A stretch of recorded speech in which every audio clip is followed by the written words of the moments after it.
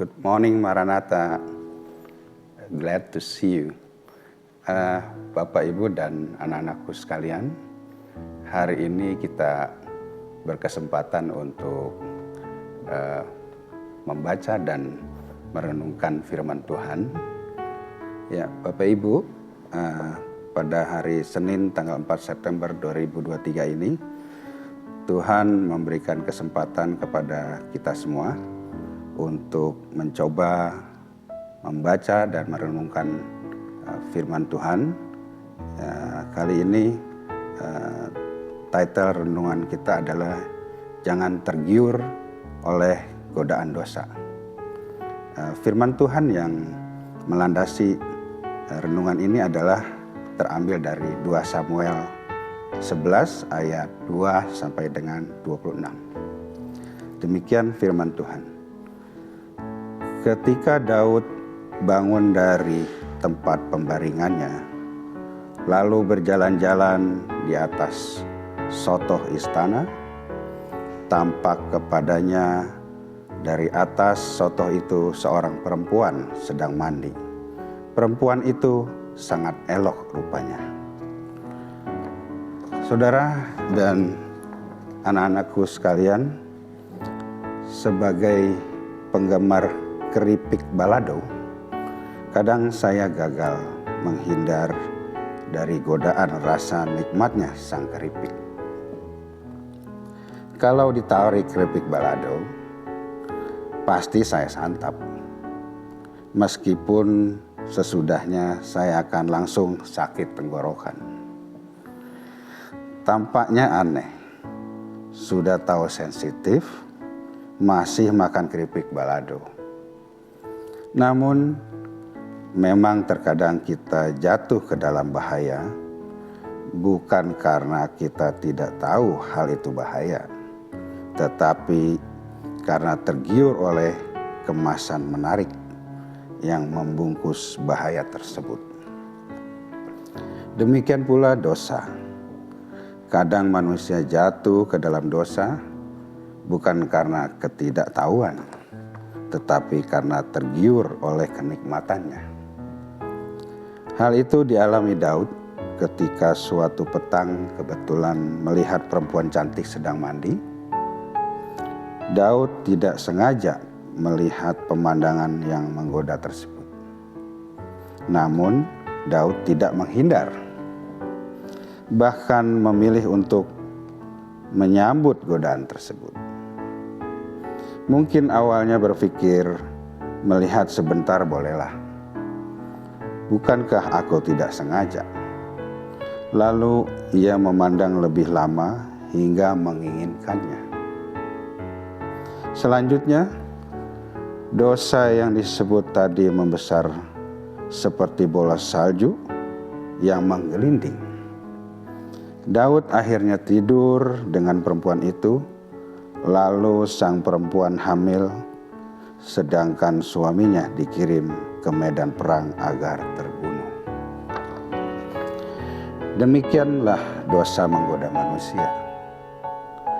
Melalui hal-hal yang tampak tidak apa-apa kalau dicoba sedikit, namun kemudian dosa tersebut berubah dan membesar. Sebagai orang beriman yang dianugerahi akal budi, hendaknya kita waspada terhadap godaan dosa. Jangan tergiur. Gunakan akal budi kita dan selalu minta pertolongan Tuhan agar kita terhindar dari dosa. Bapak, Ibu, dan saudaraku yang terkasih, kesempatan ini saya mau juga pergunakan mengutip atau mengingat kembali cerita yang mungkin kelak bisa kita jadikan tips dalam tanda kutip menghindari godaan untuk berbuat dosa. Waktu saya masih pemuda, ya kebetulan sekarang saya udah agak tua gitu ya. Saya ini agak kepo gitu ya.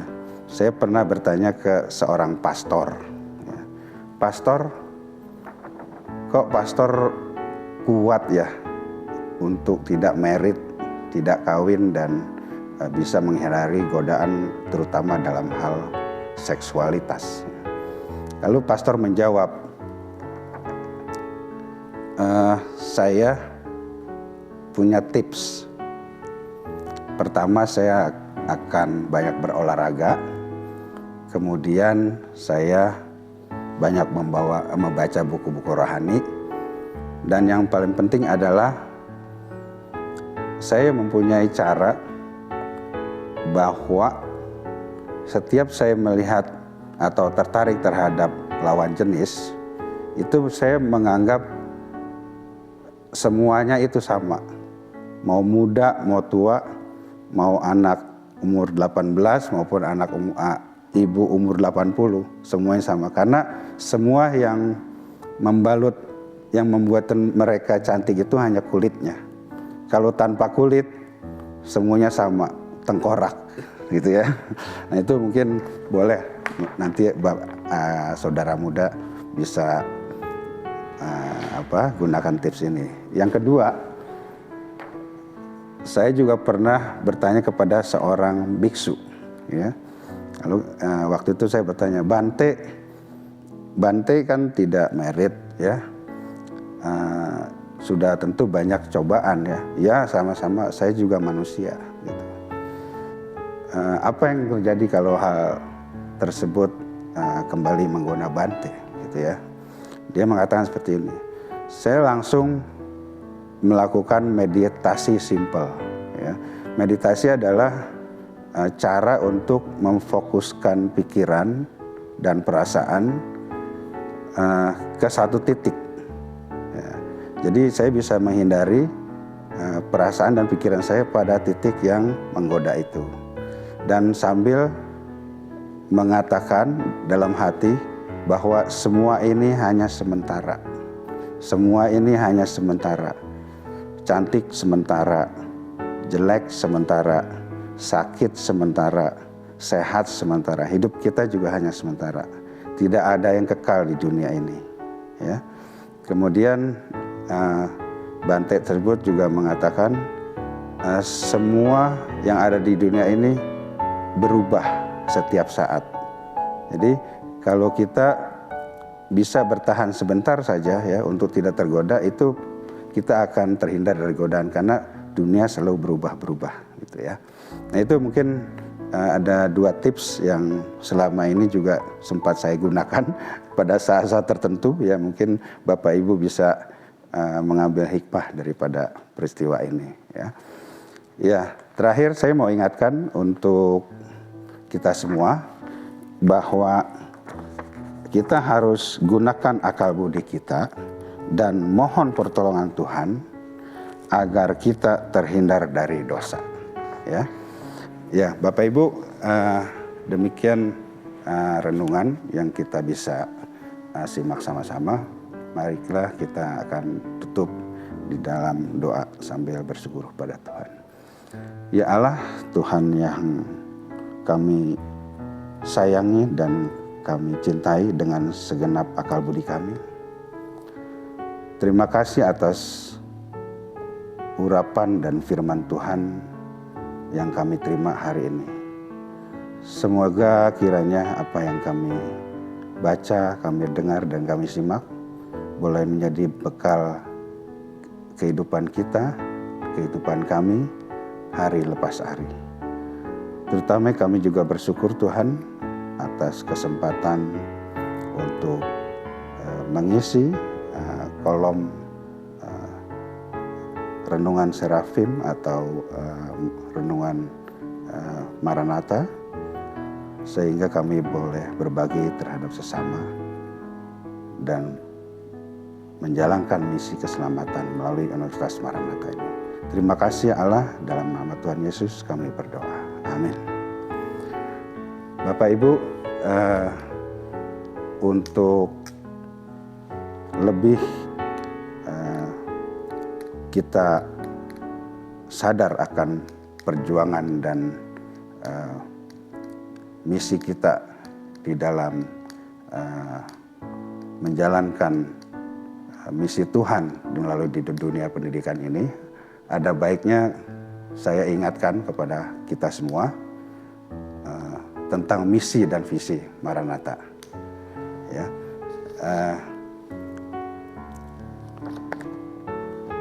visi misi Universitas Kristen Maranatha.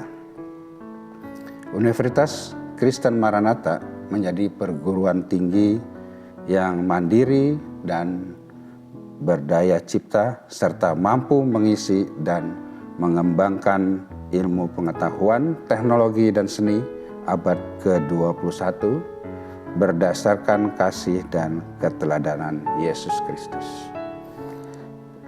Misi Maranatha mengembangkan cendekiawan yang handal, suasana yang kondusif, dan nilai-nilai hidup Kristiani sebagai upaya pengembangan ilmu pengetahuan, teknologi, dan seni dalam penyelenggaraan Tridharma perguruan tinggi.